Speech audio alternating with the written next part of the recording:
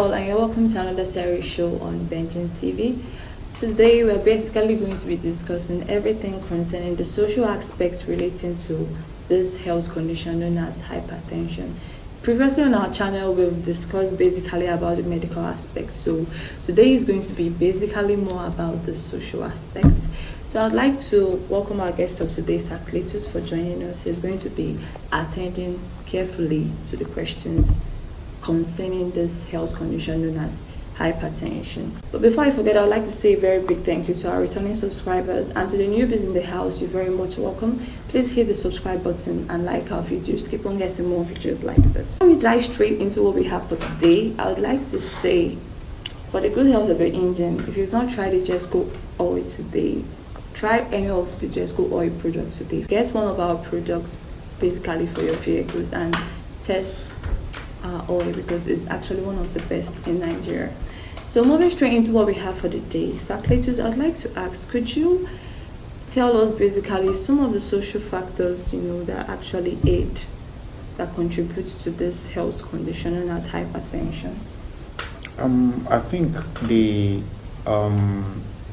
most important thing and the major contributor of hypertension outside genetic, because we already know that based on our biological system, we have so many genetic inputs, which things we inherited from our parents. So outside genetic factors, the next major factor is lifestyle, majorly lifestyle, and that is where the social factor is in. Lifestyle, which boils around once you are always under stress, you are definitely exposing yourself to hypertension.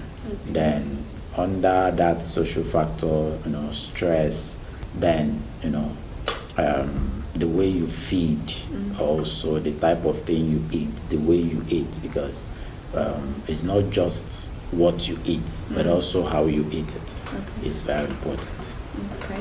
So relating to the lifestyle aspect, could you elaborate more on the types, or is it just anyhow lifestyle that could bring about this health condition? Okay, let's say once you're living a life, your life is so much exposed to stress, especially mental stress, you have that higher risk of hypertension. So, but if you manage your stress very well, because naturally life itself is stressful, but it depends on how you configure your psyche. The way you configure your psyche will make the stress not to get deep into you in such a way that your blood pumping system, the way your heart pumps blood and all that, will fluctuate. If you manage it very well, you'll be able to maintain balance at all times despite the challenges around. Okay. Having heard that, you also mentioned something relating to stress. Yes. Said it could also affect or bring about this hypertension. So I don't quite understand what kind of stress, explain better. Okay, for instance, when you put so much pressure on yourself, pressure in terms of kind of the way, when you think too much, when you subject your psyche towards a serious kind of stress, maybe right now in Nigeria, because of the economic crisis, insecurity, and so many other social vices around, people tend to be restless.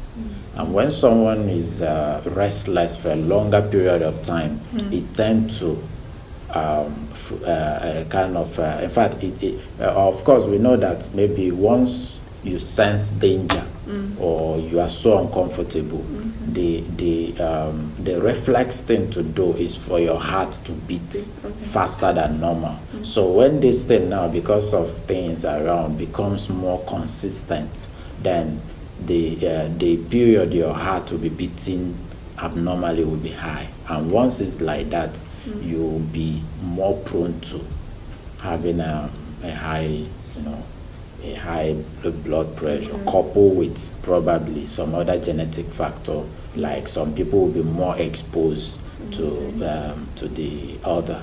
Like if you're from a family lineage of maybe your parents, your grandparents, they have these issues, then it means that there's something running in your gene that enhances this. But also there are some people that maybe in their gene they've not had anybody that suffered high blood pressure. It may be that their gene has a way of taking care of some of these things better than the other person. But the best thing is always to manage your stress very well, to constantly maintain a kind of mental stability at all times, despite the circumstances around you.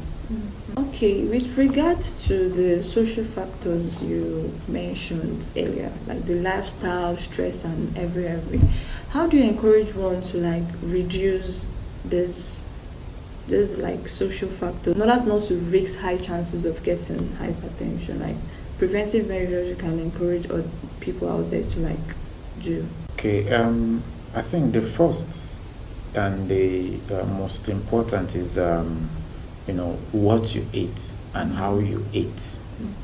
Most times when we talk about feeding, what the way you eat and everything, people just take it. Maybe they are eating healthy food, but even while you're eating healthy food, how are you eating it? What quantity are you eating it? You don't oversaturate your body, give your body excess of what it needs and still expect to have, a healthy living. So what you eat and how you eat is very important. You make sure you have a good dietary habit. Then alcohol is a no-no, especially once you know that there's a trace of high BP in your lineage, in your gene. Alcohol, especially right now that most of the alcoholic content we have, more or less like pure ethanol or synthetic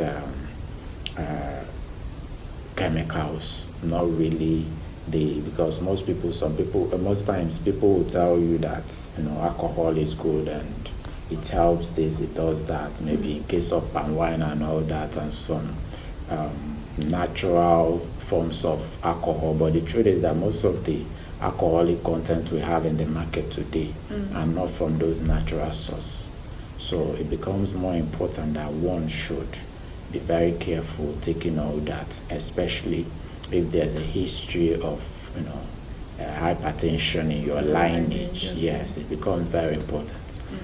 Then after what you eat, how you eat is exercise. Exercise is very important. Most people always like to, or maybe wherever they want to go, they will drive to the place. Most times there's need for you to trek. Like in this part of the country, most people feel that trekking is for poor people. You can have 10 cars and still decide to trek to some places in order to help your body. Because when you trek, it's not the same thing as when you run on the treadmill or some other exercise equipment that you put indoor. When you trek, there's a lot of benefits with trekking, moving around. So people should endeavor to devote more time to, exercise the body, move around. Then there's serious need for mental exercise, especially in regard to meditation. Mental exercise, because most times the challenge we are having this time, especially in this part of the world, is that we have so many things that we need to push against.